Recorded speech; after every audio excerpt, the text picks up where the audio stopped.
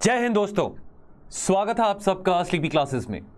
दोस्तों आज है 23 मार्च और आज के एडिटोरियल डिस्कशन में हम 4 रेलेवेंट एडिटोरियल्स डिस्कस करेंगे, जिसमें से 2 एडिटोरियल्स बिजनेस लाइन में से होंगे, एक आर्टिकल द हिंदू में से होगा और एक आर्टिकल इंडियन एक्सप्रेस में से होगा। तो जैसे मैंने आपको परसों भी बताया था कि जरूरी नहीं है कि हम सिर्फ हिंदू और इंडियन एक्सप्रेस को ही फॉलो करें, हमने अपने टॉपिक्स देखने हैं। तो अगर रेलेवेंट टॉपिक्स से रिलेटेड एडिटोरियल्स हमको किसी और न्यूज़पेपर से भी मिलते हैं, तो चाहे हिंदुस्तान टाइम्स है, चाहे ट्रिब्यून है, चाहे बिजनेस स्टैंडर्ड है, तो वो भी हम जरूर डिस्कस करेंगे। तो उसको और इंगेजिंग बनाएंगे एडिटोरियल डिस्कशन को। तो अगर मैं टॉपिक वाइज बात करूं तो एक बहुत अच्छा आर्टिकल बिजनेस लाइन में जो आया है वो एथिक्स, कॉर्पोरेट एथिक्स की बात करें, कॉर्पोरेट गवर्नेंस की बात करें, उससे रिलेटेड है। तो ये GS3 और GS4 दोनों का कंपोनेंट बन जाता है। अरुण मायरा ने लिखा है ये, तो वो फॉर्मर मेंबर रह चुके हैं प्लानिंग कमीशन के। 2 आर्टिकल्स जो हैं फिर वो इंटरनेशनल ऑर्गेनाइजेशन से रिलेटेड है, GS2 का कंपोनेंट बन जाता है। तो एक इंडियन एक्सप्रेस में आया है और एक द हिंदू में आया है। और दोस्तों एक आर्टिकल है जो बात करता है सेमीकंडक्टर टेक्नोलॉजी की। तो सेमीकंडक्टर टेक्नोलॉजी का एक आर्टिकल हमने 14 मार्च को भी डिस्कस किया था। तो ये जो आर्टिकल है परफेक्ट सेमीकंडक्टर चिप, तो ये बिजनेस लाइन में आया है। तो अगेन ये जो टॉपिक है this relates to indigenisation of technology, तो ये GS3 का कंपोनेंट बन जाता है। और एंड में, बिल्कुल इस लेक्चर के एंड में आपको ऑप्शन दी जाएगी कि दोनों में से कोई क्वेश्चन आप अटेम्प्ट कर सकते हैं। तो अगर आप अपनी कॉपी में कर रहे हैं, आप चाहें तो दोनों अटेम्प्ट कर लीजिए, आप चाहें तो कोई एक कर लीजिए, आप चाहें तो यूट्यूब पे कमेंट भी कर सकते हैं। हैविंग सेड दैट, आज की चर्चा शुरू करते हैं। पहला article, going beyond share holder wealth. देखिए, अभी हमने बात करी थी जब पीछे जापान के प्राइम मिनिस्टर भी इंडिया आए थे बायलिटरल विजिट पे, कि एक नई तरह की कैपिटलिज्म को एक्सप्लोर किया जाए, रिफॉर्म्ड कैपिटलिज्म की बात हो रही है। अब आमतौर पे कैपिटलिज्म को बहुत बुरी नज़र से देखा जाता है कि भाई लालच में जो सेठ है, जो व्यापारी है, वो सिर्फ अपना प्रॉफिट देखता है, अपना मुनाफा देखना चाहता है। तो मुनाफा देखना ज़रूरी भी होता है, कोई इसमें बुरी बात भी नहीं है अगर आप बिजनेस कर रहे हैं। लेकिन आज के टाइम पे सिर्फ मुनाफा ही क्या ज़रूरी है? आज के टाइम पे क्या बिजनेसेस को सिर्फ मुनाफे की तरफ ही जाना चाहिए? क्या सिर्फ प्रॉफिट, या ये जो ग्रीड होता है इतना ज़्यादा प्रॉफिट करने का, सिर्फ उसी के टुवर्ड्स मूव करना चाहिए? देखिए, आज के टाइम पे हम बात करते हैं कि जी हमने नेट जीरो अचीव करना है टुवर्ड्स 2070। अब वो अकेली भारत सरकार तो अचीव नहीं कर पाएगी, लोगों का योगदान भी चाहिए, कंपनीज का भी योगदान चाहिए। ठीक है, अब देखिए जो बहुत बड़ी बड़ी कंपनीज हैं, इनके पास बहुत सारे फंड्स होते हैं, कॉर्पोरेट सोशल रिस्पांसिबिलिटी कैंपेन्स भी चलाते हैं। लेकिन उसके बावजूद भी इन कंपनीज में बहुत बड़े बड़े CEOs हैं जो कि देखिए बहुत स्ट्रगल करके उस स्टेज तक पहुंचते हैं। टॉप MBA कॉलेजेस में से वो अपनी डिग्री प्राप्त करके प्राइवेट सेक्टर में जॉब्स करते हैं। उसके बावजूद क्या उनमें वैल्यूज की कमी है कि वो सोसाइटी के बारे में नहीं सोच पाते हैं? राइट। अब देखिए, ऐसे तो हम किंगफिशर की बात करें तो किंगफिशर का आइडिया तो बहुत अच्छा था विजय माल्या का, कि कैसे लो कॉस्ट एयरलाइंस के चलते कि भी जो लोग अफोर्ड कर सकते हैं कि भी आसानी से वो एयर ट्रैवल कर सके। लेकिन क्या हुआ विजय माल्या का बाद में? ठीक है, तो कॉर्पोरेट एथिक्स की यहाँ पे बात आ जाती है। तो बहुत सारी अच्छी कंपनी जिनको हम एडमायर करते हैं, लेकिन ऐसा क्यों होता है कि उनके स्टैंडर्ड्स बहुत गिर जाते हैं जब सोसाइटल वैल्यूज की बात आती है? तो क्या सिर्फ स्वच्छ भारत कैंपेन में कुछ पैसे देने से, या बेटी बचाओ बेटी पढ़ाओ जो कैंपेन है उसमें कुछ पैसे दे देने से, या कोई ऐसी कुछ और इस तरह का कैंपेन चलाने से जो कि सोशल कॉज के लिए होता है, क्या सिर्फ यही करने से उनकी रिस्पॉन्सिबिलिटी कम हो जाती है? ठीक है, देखिए बात यहां पे आती है कि कंपनीज का जो मेन इंटरेस्ट होता है वो सिर्फ अपने इन्वेस्टर्स को और अपने स्टॉक मार्केट्स में अपने शेयर होल्डर्स को इंप्रेस करने का होता है। यही उनका यार्डस्टिक है। तो क्या इस यार्डस्टिक में चलते वो सोसाइटल वैल्यूज को भूल जाते हैं? सोसाइटी के टुवर्ड्स उनकी कोई रिस्पॉन्सिबिलिटी नहीं बनती है? ये सब बातें इस आर्टिकल में उठाई गई हैं।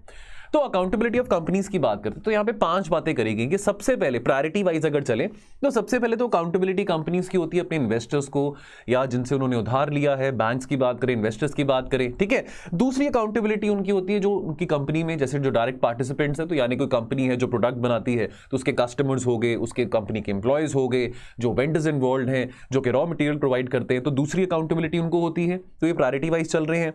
तीसरी अकाउंटेबिलिटी यानी कि थर्ड प्रायोरिटी में जो अकाउंटेबिलिटी है that is for the effect of the business operations on the physical environment. चलो ये बात होगी। चौथी बात, जो इफेक्ट होता है जो वो प्रोडक्ट्स बना रहे हैं उसका क्या इंपैक्ट होगा लोगों की सेहत के ऊपर, लोगों के मानसिक संतुलन के ऊपर, उनकी क्या कोई ऐसा वो प्रोडक्ट बना रहे हैं जो कि उनकी लाइफ में वैल्यू क्रिएट कर सके। तो देखिए, प्रोडक्ट बनाने वाली कंपनीज तो सिगरेट कंपनीज भी हैं, अल्कोहल कंपनीज भी हैं, लेकिन उससे क्या इंपैक्ट हो रहा है लोगों की हेल्थ के ऊपर? क्या अच्छा इंपैक्ट हो रहा है कि बुरा इंपैक्ट हो रहा है? ठीक है, क्या वैल्यूज मिल रही हैं सोसाइटी को? तो ये बात आ जाती है। और आखिर में ऐसा क्यों है, अगेन यहां पे इस एडिटोरियल में यह सवाल उठाया गया है कि ऐसा क्यों है कि सिर्फ लास्ट में प्रायोरिटी दी जाती है कि accountability for the political health of the societies, जहां पे ह्यूमन राइट्स और फेयर डेमोक्रेटिक प्रैक्टिसेस की बात करी जा रही है। तो इस विषय को लेकर कंपनीज जो है ज्यादा अकाउंटेबिलिटी क्यों नहीं दिखाती हैं, क्यों नहीं वो इसको पहले नंबर पर रखते हैं? अब क्या कंसर्न्स राइज होते हैं? देखिए, अब बिजनेसेस का एक बहुत सेल्फिश कंसर्न होता है कि भाई जो भी कानून बनाए जाएं, देखिए 1990 से हम एक लिबरलाइज्ड इकोनॉमी में रह रहे हैं, ठीक है। चलो अब सरकार कहती है कि जी मिनिमम गवर्नमेंट और मैक्सिमम गवर्नेंस, ठीक है, कोई बात नहीं, वो भी चलो अच्छी है, लेकिन उसके चलते जो बिजनेसेस हैं, जो कॉर्पोरेट्स हैं, क्या वो इस बात का फायदा उठाना चाहिए उनको? क्या उनको इस बात का मैनिपुलेशन करना चाहिए?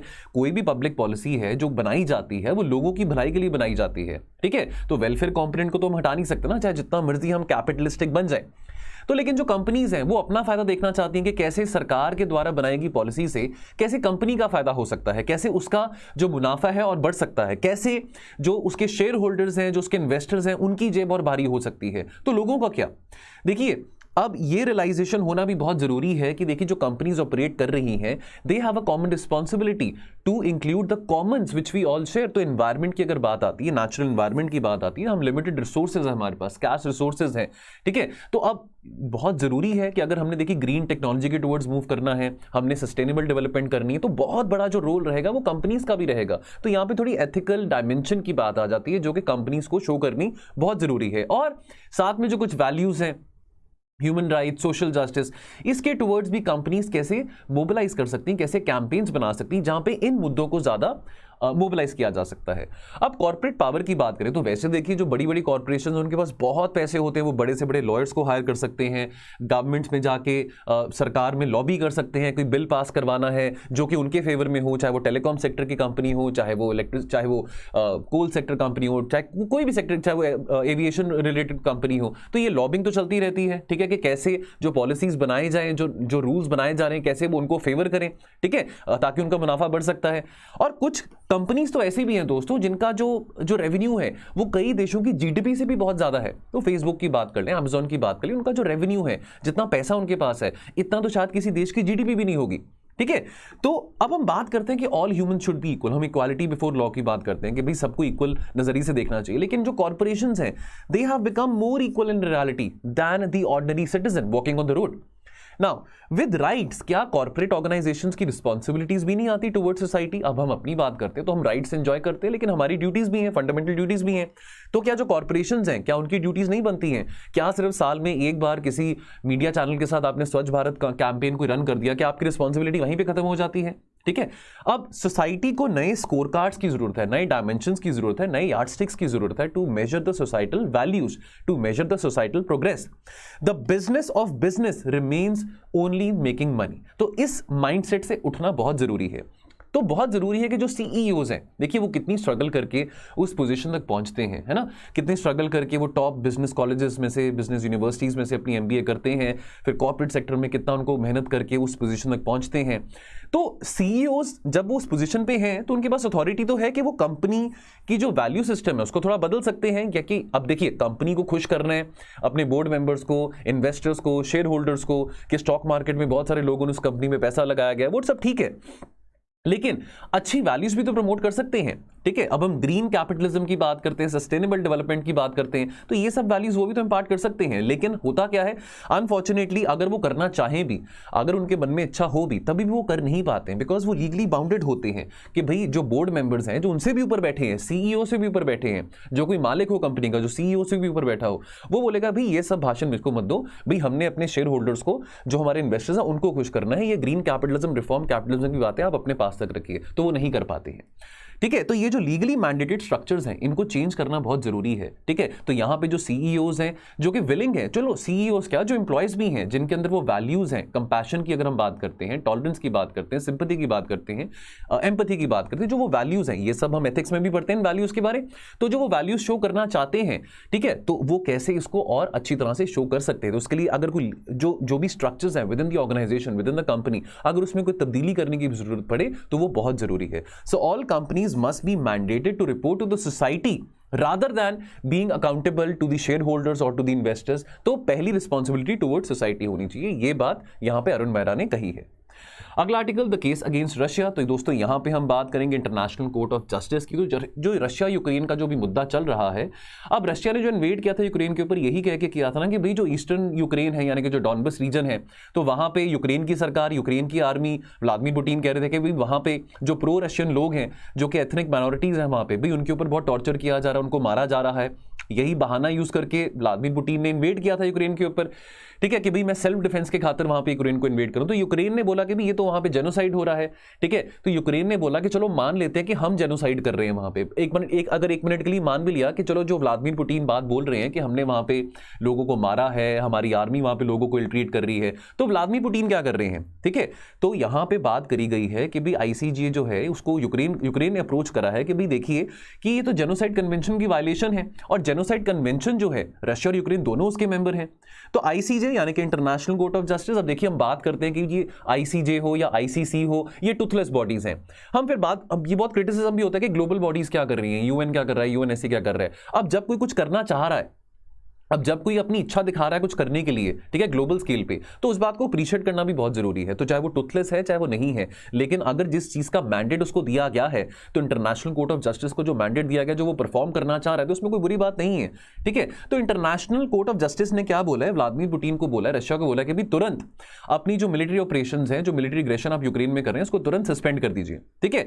अब ये बहुत फार रीचिंग डिसीजन हो सकता है, ठीक है। अब यहां पे ये जो डिसीजन है ये यूक्रेन की एप्लीकेशन के ऊपर बेस्ड है। तो यूक्रेन ने अपील करा था आईसीजे में कि भाई ये जो रशिया कर रहा है ये जेनोसाइड कन्वेंशन का वायलेशन हो रहा है, ठीक है। तो यूक्रेन ने पहले तो आईसीजे में ये पिटीशन मूव करी कि जो रशिया ने एलिगेशन लगाई है यूक्रेन के ऊपर कि यूक्रेन की आर्मी, यूक्रेन की सरकार जेनोसाइड कर रही है ईस्टर्न यूक्रेन में, वो गलत है। और अगर कर भी रही है, अगर यूक्रेन कह रहा है अगर वो कर भी रही है, तो चलो वो बात की है, उसको आप प्रूफ करके दिखाइए, लेकिन जो रशिया कर रहा है काम वो तो सही नहीं है, ठीक है।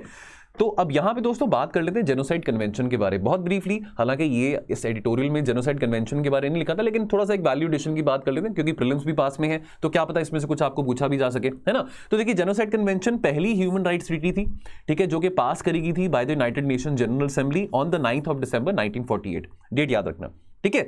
तो यहां पे पर्पस क्या था इस ट्रीटी को पास करने का, वो ये था कि भाई देखो वर्ल्ड वॉर 2 के दौरान हिटलर की जो आर्मी थी, हिटलर की फोर्सेस ने बहुत ज्यादा अट्रॉसिटीज कमिट करी थी ऑन द ज्यूज, ठीक है, अक्रॉस यूरोप, कि भाई आगे से कभी ऐसी अट्रॉसिटीज किसी भी माइनॉरिटी के ऊपर या किसी भी इंसान के ऊपर, किसी भी इनोसेंट सिविलियन के ऊपर फिर से ना दोहराई जाए, कि कभी भी इस स्केल के ऊपर ऐसा इंसिडेंट फिर से रिपीट ना हो। तो इस करके कन्वेंशन जो है इंटरनेशनल कम्युनिटी ने साइन करी, पास करी। तो जेनोसाइड जो है it is a crime that can take place both in times of peace as well as in times of war as well. तो ये तो हुआ जेनोसाइड कन्वेंशन के बारे। और इस कलर में जो जो पर्पल कलर में है, ये जो कंट्रीज हैं ये जेनोसाइड कन्वेंशन के मेंबर्स हैं। तो बात यहां पे याद रखनी ये है दोस्तों कि रशिया और यूक्रेन दोनों जो हैं जेनोसाइड कन्वेंशन के मेंबर्स हैं। चलिए इंटरनेशनल कोर्ट ऑफ जस्टिस की अब जो रीडिंग है, जो इंटरनेशनल कोर्ट ऑफ जस्टिस ने जो जजमेंट दी है इस मुद्दे के ऊपर, उसकी बात हम थोड़ी करते हैं। तो कोर्ट ने बोला कि देखिए जो प्राइमा फेसी जो जुरिस्डिक्शन है, क्योंकि जेनोसाइड कन्वेंशन की बात आ रही है, तो प्राइमा फेसी जुरिस्डिक्शन तो इंटरनेशनल कोर्ट ऑफ जस्टिस कह रहा है कि वो भी मेरे अंडर ही आती है, ठीक है। As per the ICJ prima facie this shows the existence of a dispute. अब जेनोसाइड इस कन्वेंशन का वायलेशन कौन कर रहा है, रशिया कर रहा है, यूक्रेन कर रहा है, चलो वो टाइम बताएगा, लेकिन इस बात को रिकॉग्नाइज करना जरूरी है कि भी डिस्प्यूट है, बहुत बड़ा क्राइसिस हो रहा है under the article 9 of the genocide convention, ठीक है। अब रशिया ने बोला कि देखिए मैं तो जिस अपना article 51 of the UN charter जो है अपने सेल्फ डिफेंस में, रशिया कह रहे हैं, व्लादिमीर पुतिन कह रहे हैं कि सेल्फ डिफेंस में जी मैंने ये काम करा है कि भी मेरे लोगों को वहां पे ईस्टर्न यूक्रेन में मारा जा रहा है, ठीक है। अब देखिए अब ये जो मेरिट्स हैं कि रशिया इस बात को वायलेट कर रहा है कि नहीं कर रहा, वो तो बात की बात है, जेनोसाइड कन्वेंशन को वायलेट कर रहा है वो बात की बात है, लेकिन अब इस बात को प्राइमा फेसी जो आईसीजे है वो ये कह रहा है कि भी ये जुरिस्डिक्शन में है और मेरा यहां पे फैसला देना बहुत जरूरी बन जाता है। अब रीडिंग द जजमेंट की अगर हम बात करें, अब कोर्ट ने भी ये तो डिसाइड नहीं किया कि रशिया ने जेनोसाइड कन्वेंशन को ब्रीच करा है कि नहीं करा, वो चलो that is a question of merits, लेकिन आईसीजे ने डाउट्स एक्सप्रेस करे हैं कि भाई क्या अगर यूक्रेन कोई ऐसा कर भी रहा है, अगर यूक्रेन वहां पे लोगों को मार भी रहा है, यूक्रेन की आर्मी ईस्टर्न यूक्रेन में या किसी मर्जी यूक्रेन के पार्ट में लोगों को मार भी रही है, तो क्या जस्टिफाइड है रशिया का यूनिलेटरली फोर्स यूज करके उनको यूक्रेन के ऊपर इन्वेड करना? यहां पे सवाल उठाया गया है, ठीक है। अब this indicates the Russia's use of force is difficult to justify under the genocide convention. तो जो रशिया कह रहा है कि अंडर आर्टिकल 51 में सेल्फ डिफेंस के तौर पे मैंने करा है, तो ये बहुत डिफिकल्ट होगा जस्टिफाई करना under the genocide convention. ICJ ने बोला है that it does not indicate that, अगर ये जो प्रोविजनल मेजर्स की बात है, तो प्रोविजनल मेजर्स यानी कि सिजेशन ऑफ यानी कि मिलिट्री एक्शन को सस्पेंड करने की जो बात करी गई है, तो आईसीजे कह रहा है कि अगर ये ऑर्डर वो नहीं करता तो होना क्या था, then there is a real and eminent risk of irreparable harm to Ukraine's rights. तो कंक्लूजन क्या निकलता है? अब देखिए आईसीजे का जो डिसीजन है वो तो बाइंडिंग है रशिया के ऊपर, ठीक है। अब फिर जो सिनिक्स हैं, जो थोड़े पेसिमिस्ट हैं, वो बोलेंगे चलो आईसीजे तो टुथलेस बॉडी है, उसने डिसीजन दे दिया तो क्या, लेकिन व्लादिमीर पुतिन इस डिसीजन को अवॉइड करेंगे? देखिए the fact of the matter is कि जो मैटर्स आईसीजे ने डिसाइड करे हैं, ठीक है, कहीं ना कहीं यहां पे अब यूएनएससी की भी इन्वॉल्वमेंट आ जाएगी, ठीक है, बिकॉज जो आईसीजे की रूलिंग्स हैं they have to comply with the United Nation Security Council, और रशिया एक परमानेंट मेंबर है यूएनएससी पे, ठीक है। और दूसरी बात यहां पे ये समझने को है, देखिए जितने मर्जी पॉपुलिस्ट लीडर हो व्लादिमीर पुतिन, जितने मर्जी वो अल्फा हो, जितने मर्जी वो सिग्मा मेल हो, लेकिन चाहे वो नहीं परवाह करते इंटरनेशनल लॉ की, लेकिन उनके ना परवाह करने से इंटरनेशनल लॉ के बारे डजंट मीन कि इंटरनेशनल लॉ का जो महत्व है, जो सिग्निफिकेंस है, वो कम हो जाता है।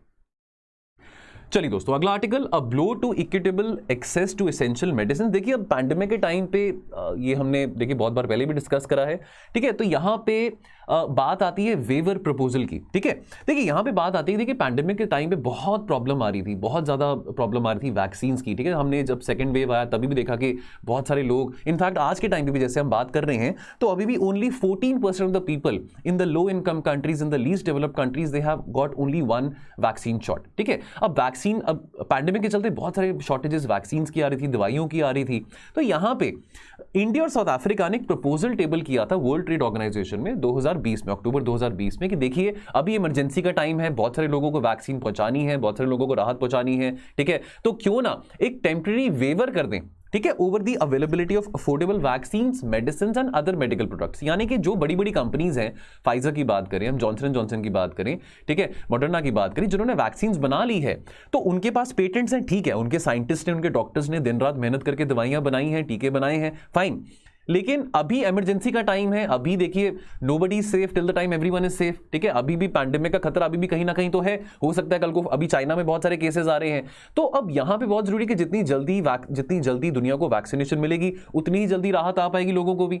तो यहां पे इंडिया और साउथ अफ्रीका ने बोला कि जो बड़ी बड़ी कंपनीज हैं, जो उनके पास पेटेंट्स हैं, क्या वो पेटेंट्स के राइट्स को वेव ऑफ नहीं कर सकते हैं कि अभी हम लोगों को वैक्सीनेट करके पहले सेफ्टी पहुंचा दें, पहले लोग वैक्सीनेट हो जाए, उनकी इम्यूनिटी बढ़ जाए। तो अपनी जो लालच है, जो अपनी प्रॉफिट, ठीक है, उनके साइंटिस्ट ने दिन रात मेहनत करी, लेकिन अगर वो अपनी प्रॉफिट को, अपनी ग्रीड को थोड़ा साइड पे रखे, अगर थोड़ा हेल्प कर सके खास करके डेवलपिंग कंट्रीज को, लीस्ट डेवलपिंग कंट्रीज को। तो अब यहां पे देखिए ऐसा था, अभी तक इस बात को 1.5 साल हो चुका है, तो अभी तक जितने सारे जो मेंबर्स हैं डब्ल्यूटीओ के, यूनानिमसली उन्होंने कोई कंसेंसस नहीं बना पाए इस मुद्दे के ऊपर, ठीक है। इवन इंडिया साउथ अफ्रीका ने ये जो प्रपोजल था टेबल पे रखा था, लेकिन उनका साथ 63 डेवलपिंग कंट्रीज ने भी दिया, लेकिन यूरोपियन यूनियन ने अपोज किया था, अमेरिका ने भी अपोज किया था। चलो अब अमेरिका में जो बाइडेन आ गए, जब ये फैसला सामने रखा गया था, जब ये प्रस्ताव रखा गया था, तब डोनाल्ड ट्रंप वहां पे प्रेसिडेंट थे। तब जब जो बाइडेन के एडमिनिस्ट्रेशन ने टेक ओवर किया, ठीक है, तो यूएसए ने इस प्रपोजल को तो ठीक है सपोर्ट करा, लेकिन सिर्फ वैक्सीन तक। तो यानी कि मेडिसिन और अदर मेडिसिनल प्रोडक्ट्स में कोई वेवर नहीं मिलेगा, हाँ वैक्सीन की बात करें वहां पे वेवर मिल जाएगा। अब यूरोपियन यूनियन क्या करे? देखिए यूरोपियन यूनियन तो बहुत देर से इस प्रपोजल को, जो इंडिया और साउथ अफ्रीका का प्रपोजल है, उसको अपोज कर रहा था, ठीक है। तो यूरोपियन यूनियन ने बोला कि चलो देखो ऐसा है कि कंपल्सरी लाइसेंसेस का जो प्रोविजन है, आप उसको इस्तेमाल कर लीजिए, वो एक परफेक्टली लेजिटिमेट टूल है जो कि सरकारों के पास है। अगर उन्होंने लेजिस्लेशन करी है, तो अगर हम अपनी बात करें अगर हम भारत सरकार की बात करें, तो हमारे पास इंडियन पेटेंट्स एक्ट है 1970, उसके चलते कंपल्सरी लाइसेंसिंग का प्रोविजन भी है हमारे पास। कि यानी कि देखिए कंपल्सरी लाइसेंसिंग में क्या है कि भाई अगर किसी कंपनी ने कोई दवाई बनानी है, कोई ऐसे मेडिसिनल प्रोडक्ट बनाना है, तो अगर किसी और कंपनी के पास उसका पेटेंट है, तो वो उसकी परमिशन के बिना भी वो प्रोडक्ट बना सकता है, अगर कोई ग्रेव इमरजेंसी है, कोई ग्रेव क्राइसिस है, ठीक है। और अगर जिसके पास पेटेंट है भी किसी पर्टिकुलर दवाई का, किसी पर्टिकुलर प्रोडक्ट का, और अगर अब वो अपने पेटेंट राइट्स का मिसयूज कर रहा है, तो बिना उसकी परमिशन लिए कोई भी और कंपनी जो है वो प्रोडक्ट है, वो प्रोसेस बना सकती है, ठीक है। अब यहां पे बात आती है क्वाड नेशंस की भी। अब देखिए क्वाड नेशंस ने एक बहुत बड़ी बात कही थी। क्वाड नेशंस ने कहा था कि जी हमारा टारगेट है कि हम 1 बिलियन वैक्सीन प्रोवाइड करें इंडो पैसिफिक रीजन में जो कंट्रीज हैं बाय द एंड ऑफ 2022, है ना। अब देखिए उसके लिए रैंप अप करना पड़ेगा प्रोडक्शन ऑफ वैक्सीन को भी ना। अब क्वाड की जो कंट्रीज है उन्होंने भी कुछ प्रपोजल्स दिए हैं, ठीक है। पहले तो जो क्वाड के जो देश थे वो अग्री कर रहे थे इंडिया और साउथ अफ्रीका के स्टैंड के साथ, अब उन्होंने भी कुछ प्रपोजल दिए हैं, और ऐसा लगता है कि उनका जो पहले का स्टैंड था और अब का जो स्टैंड है, तो वो बहुत डाइल्यूट हो चुका है, और उन्होंने भी यूरोपियन यूनियन के कॉम्प्रोमाइज आउटकम को, कॉम्प्रोमाइज सोल्यूशन को एक्सेप्ट कर लिया है। अब लाइसेंसिंग से, अगर हम लाइसेंसेस की बात करें, देखिए जनरली जो पेटेंट लॉज हैं including that of India that allows for the grant of compulsory licences. तो दैट इज इन केस अगर पेटेंट होल्डर्स बहुत ज़्यादा हाई प्राइस चार्ज कर रहे हैं, अपनी मोनोपोली का मिस यूज़ कर रहे हैं कि भी उनके पास पेटेंट है, वो पेटेंट होल्डर्स हैं, वो अपनी मोनोपोली का मिस यूज़ कर रहे हैं, तो चलो हमारे पास यहाँ पे प्रोविजन है कि हम चाहें तो उनकी परमिशन के बिना हम प्रोडक्ट बना सकते हैं। ठीक है, जो भी कोई कंपनी है, लेट्स से कंपनी ABC, जो भी कोई कंपनी है वो प्रोडक्ट या वो ड्रग बना सकते हैं। ठीक है, now such licences can usually be granted if efforts in obtaining voluntary licences from the patent holders have failed. तो हर एक देश का अपना अपना कानून होता है। तो कुछ देशों में है कि पहले परमिशन के लिए पहला पूछा जाता है उस कंपनी से कि भाई आपने ये प्रोडक्ट बनाया है, आपने ड्रग बनाया, आपके पास पेटेंट राइट है, तो कोई आपको तकलीफ तो नहीं होगी अगर कोई और कंपनी वही सेम प्रोडक्ट बना ले, हालांकि पेटेंट राइट आपके पास है, आपको चलो कॉम्पनसेट भी कर देंगे उस बात का। लेकिन वो यहाँ पे वॉलंटरी लाइसेंस की बात आती है। लेकिन अगर वो कंपनी जिसके पास पेटेंट है वो अगर यहाँ पे एग्री नहीं करता तो चलो फिर बाद में कंपल्सरी लाइसेंसिंग की बात आ जाती है। अब क्वाड का प्रपोजल क्या कह रहा है कि वॉलंटरी लाइसेंसेस की जरूरत नहीं है, यानी कि आप बिना किसी हेसिटेशन के जो पेटेंट होल्डर हैं उस पर्टिकुलर मेडिसिन के, उस पर्टिकुलर ड्रग के, उनकी बिना किसी परमिशन के उनकी बिना परमिशन से आप वो प्रोडक्ट बना सकते हैं, यानी कि without obtaining the voluntary licence और no requirement to make any efforts to obtain these voluntary licences. अब but the devil lies in the detail. Quad ने सोल्यूशन तो दे दिया ये वाला। द क्वाड सोल्यूशन, अब यहां पे बात बहुत जरूरी है समझनी, can be used only on the eligible member defined as a developing country of the WTO। तो यहां पे कंडीशन क्वाड के देशों ने, जो तो 3 देश, क्वाड के 4 देश हैं, लेकिन यहां पे जापान, ऑस्ट्रेलिया और अमेरिका ने कुछ कंडीशंस लगाई हैं। वो ये बोला है कि वो जो मेंबर होगा, जो डेवलपिंग कंट्री का जो मेंबर होगा WTO का, जो डेवलपिंग कंट्री होगी, उसने लेस देन 10% एक्सपोर्ट किया हो of the world's export of the कोविड-19 वैक्सीन डोजेस इन 2021। अभी जो एलिजिबिलिटी कंडीशन है, ठीक है, अब इससे क्या होगा कि भी this will introduce limit to China's expansion in the global vaccine market. देखिए अब ये तो कोई रेलेवेंट बात हुई नहीं, चाइना तो वैसे भी क्वाड का हिस्सा नहीं है, है ना, चाइना को क्वाड से तो मेंबरशिप से कोई लेना देना भी नहीं है। The reality is that China is not one of the countries that would benefit from this quad solution. और अगर इंडिया की भी बात करें, चलो इंडिया को भी घबराने की बात नहीं है, तो इंडिया का जो शेयर है इन the global exports of vaccine even by the end of 2021 is around about 2.4%। Now conclusion क्या निकलता है? देखिए कंपल्सरी लाइसेंसेस जो हैं that might not result in the outcomes जो कि वेवर प्रोपोनेंट्स, यानी कि जो इंडिया और साउथ अफ्रीका जिसके लिए डिमांड कर रहे थे। अब अकॉर्डिंग टू यूरोपियन यूनियन के जब कंपल्सरी लाइसेंसेस ग्रांट कर दिए गए तो जो पेटेंट होल्डर था उसको चलो एडिक्वेट रीनंबरेशन, एडिक्वेट उसको जो कॉम्पनसेशन है दे दी जाती है, लेकिन transfer of technical know how, वो कंपनी जिसके पास पेटेंट था वो दूसरी कंपनी को वो ट्रांसफर करे टेक्निकल नो हाउ जो प्रोडक्ट बनाना चाह रही है, वो कंपलसरी नहीं है। अब ये बात एक्नॉलेज करना अपने आप में एक बहुत बड़ी गलती है यूरोपियन यूनियन की। ठीक है, अब इससे क्या होगा, Now this admission by the European Union के भी technical know-how compulsory नहीं है, this will make it very difficult to scale up the production of COVID-19 vaccine। तो जो बड़ी बड़ी कंपनीज है वो बोलेंगी ठीक है आप हमारे पेटेंट राइट्स हैं वो आप ले सकते हैं, लेकिन टेक्निकल नो हम आपको नहीं बताएंगे, तो आप क्या कर लोगे फिर? तो अब देखिए ये जो कॉम्प्रोमाइज आउटकम है, सवाल यहाँ पे ये खड़ा होता है क्या ये कॉम्प्रोमाइज आउटकम इंडिया को एक्सेप्ट करना चाहिए, इंडिया और साउथ अफ्रीका को? बिकॉज देखिए बहुत लंबे अरसे से जो ग्लोबल कम्युनिटी है वो इसी मुद्दे को लेकर कितना WTO पे बहस कर रहे थे। तो अगर ये आउटकम हम एक्सेप्ट कर लेते हैं तो ये बहुत बड़ी हार होगी for the global community, because the global community would lose an important opportunity which would had insured equitability in the vaccines and medicine, specially to the least developing countries. चलिए दोस्तों, आज का last editorial India chip journey. तो दोस्तों यहाँ पे हम semiconductor chip manufacturing की बात करें तो 14 मार्च को भी एक आर्टिकल हमने डिस्कस किया था, वो भी बिजनेस लाइन में आया था रिलेटेड टू सेमीकंडक्टर मैन्युफैक्चरिंग। देखिए प्रॉब्लम्स की बात करें तो बहुत क्विकली क्या क्या अड़चने हैं टू चिप मैन्युफैक्चरिंग। देखिए हमने उस दिन भी डिस्कस किया था कि देखिए इसका जो गेस्टेशन पीरियड है वो बहुत ज़्यादा है, ज़्यादा मुनाफा नहीं होता, तो जो इसमें इन्वेस्ट करना चाहेगा पहली बात तो इसमें बहुत इन्वेस्टमेंट की जरूरत है, बहुत हैवी इन्वेस्टमेंट की जरूरत है, और दूसरी बात अगर इसमें इन्वेस्ट कर भी दिया तो इतना आउटकम नहीं मिलने वाला, ठीक है, इतना रिटर्न नहीं मिलने वाला, और बहुत कॉम्प्लिकेटेड प्रोसेस है। देखिए इसमें बहुत सारी पानी की रिक्वायरमेंट होती है, तो अगर हम इंडिया की बात करें तो इतना पानी, देखिए 2030 तक तो वैसे भी कितनी सारी रिपोर्ट्स बता रही हैं कि पानी पीने के लिए बहुत कम होगा। तो अब एक सिंगल चिप जो है that requires hundreds of litres of pure water, यानी कि अगर एक सिंगल चिप की भी बात करें तो इतना पानी 20,000 लोगों को पहुंचाया जा सकता है जितना पानी एक सिंगल चिप बनाने में यूज किया जाएगा। ठीक है, उसके बाद प्रॉब्लम यहां पे आती है consistent and stable electrical supply की। तो अब चलो हम कंसिस्टेंट इलेक्ट्रिकल सप्लाई प्रोवाइड कर दें, बट क्या वो इलेक्ट्रिसिटी जो होगी वुड बी वांट कि वो कोल जनरेटेड हो, तो रिन्यूएबल एनर्जी जनरेटेड होगी, वो डेफिनेटली हम चाहते हैं। तो अभी हमारे एफर्ट्स है कि कैसे हम रिन्यूएबल एनर्जी कैपेसिटी को थोड़ा स्केल अप कर सकते हैं। तो ये बहुत कॉम्प्लिकेटेड प्रोसेस है जहां पे बहुत सारे सेपरेट स्टेप्स रिक्वायर्ड होते हैं, like silicon plant, water fabrication, test, assembly for developing a perfect chip. तो बहुत ही कॉम्प्लिकेटेड और बहुत लंबा चौड़ा प्रोसेस होता है ये वाला। तो कुछ सजेशंस दिए गए इस आर्टिकल में कि कैसे इन बैरियर्स को तोड़ा जा सकता है। तो पहली बात इंफ्रास्ट्रक्चर की करी गई है, तो चाहे हम सप्लाई चेन स्ट्रैटेजी की बात करें, कैपेसिटी प्लानिंग की बात करें, कैपेसिटी बिल्डिंग की बात करें, कैसे उसको स्केल अप किया जा सकता है। पावर सेमीकंडक्टर्स की बात करें तो पावर मैनेजमेंट इंटीग्रेटेड सर्किट्स हैं और जो सिस्टम बेसिस चिप्स हैं, now these things they help in developing the designs for these semiconductor chips. Now this is very essential for developing automotive, industrial और consumer application chips.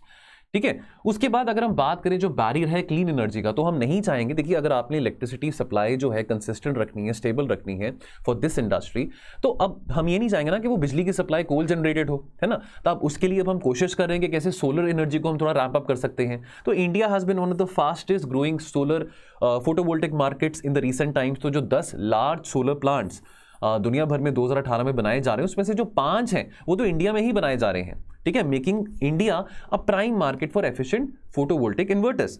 अब यहां पे बात आती है कि जो गैलियम नाइट्राइड और सिलिकॉन कार्बाइड जो बेस्ड डिवाइसेस है, now they are a key to addressing a primary hurdle for the expansion of renewable energy, because ये जो डिवाइसेस हैं ये बहुत ज्यादा पावर कंजर्व कर सकते हैं और बहुत सारी पावर इन डिवाइसेस में स्टोर किया जा सकता है। तो वो जो प्रॉब्लम है कंसिस्टेंट इलेक्ट्रिसिटी सप्लाई की, वो इन डिवाइसेस के थ्रू मैनेज की जा सकती है। और रिक्वायरमेंट ऑफ, अगर हम वाटर की बात करें तो अभी हमने बात की थी कि पानी की बहुत रिक्वायरमेंट रहती है। हम ऑलरेडी देखिए पानी के रिसोर्सेज हमारे यहाँ पे ऑलरेडी बहुत स्कैर्स हैं। ठीक है, स्कैर्सिटी की बात आ जाती है। हमने कल भी पढ़ा था, वर्ल्ड वाटर डे था, कि कितनी आगे आने वाले टाइम में पानी की प्रॉब्लम आ सकती है। ठीक है, अब यहां पे बात आती है कि अल्ट्रा प्योर वाटर की। सो अल्ट्रा प्योर वाटर रिक्वायर्ड होता है चिप मैन्युफैक्चरिंग में। अब जो कन्वर्जन है of raw water into ultra pure water, अब ये बहुत महंगा है, it's a very costly activity. और एक टिपिकल 200 मिलीमीटर जो वेफर फैब्रिकेशन प्रोसेस है, जो कि 20,000 वेफर्स पर मंथ प्रोसेस करता है, अब इसके लिए 3000 cubic metre ultra pure water चाहिए होता है प्रतिदिन। और इतना जो पानी है ना, 3000 cubic metre ultra pure water, ये 20,000 लोगों को पानी पीने के लिए दे सकता है प्रतिदिन। तो आप खुद अंदाजा लगा सकते हैं कि तो प्रतिदिन की बात हो रही है, महीने भर कितना पानी रिक्वायर्ड रहेगा, तो बहुत वाटर इंटेंसिव है। तो गवर्नमेंट की जो पॉलिसीज हैं दैट मस्ट बी फोकस कि कैसे हम अच्छी टेक्नोलॉजीज खास करके फॉरेन कंट्री से सिक्योर कर सकते हैं, जिसके लिए हमको थोड़ी कैलिब्रेशन दिखानी पड़ेगी अपनी ट्रेड और फॉरेन पॉलिसी में। तो अगर आपको याद हो, जो हमने 14 मार्च को आर्टिकल डिस्कस किया था रिलेटेड टू सेमीकंडक्टर मैन्युफैक्चरिंग, तो उसमें हमने बात किया था कि कैसे हम थोड़ा स्ट्रेटेजिकली ताइवान के साथ या वियतनाम के साथ एक सिनर्जी दिखा सकते हैं, ताकि हम अपने सेमीकंडक्टर सेक्टर को थोड़ा पुश दे सकें। चलिए, सो दोस्तों ये थे आज के एडिटोरियल्स। तो जाने से पहले क्वेश्चन का ऑप्शंस आपके पास हैं, तो 2 क्वेश्चंस हैं, दोनों में से आप कोई भी आप अटेम्प्ट कर सकते हैं। तो पहला ये है, it is much easier to sign a cheque than to look into one's conscience, ज़मीर, and change one's behavior। ये जो स्टेटमेंट है, इस स्टेटमेंट को इवैल्यूएट करिए in context of the corporate ethics 250 शब्दों में। और दूसरा ऑप्शन है, what do you understand by genocide convention, what is the reading of the international court of justice into the Russia Ukraine conflict 250 शब्दों में। चलिए, सो दोस्तों ये थे आज के 4 एडिटोरियल्स। तो दोस्तों इन दोनों क्वेश्चन में से कोई भी आप अटेम्प्ट कर सकते हैं। बाकी दोस्तों मिलेंगे हम कल और एनालिसिस के साथ, तो आप अपना ध्यान रखिए और पढ़ते रहिए। थैंक यू सो मच, जय हिंद।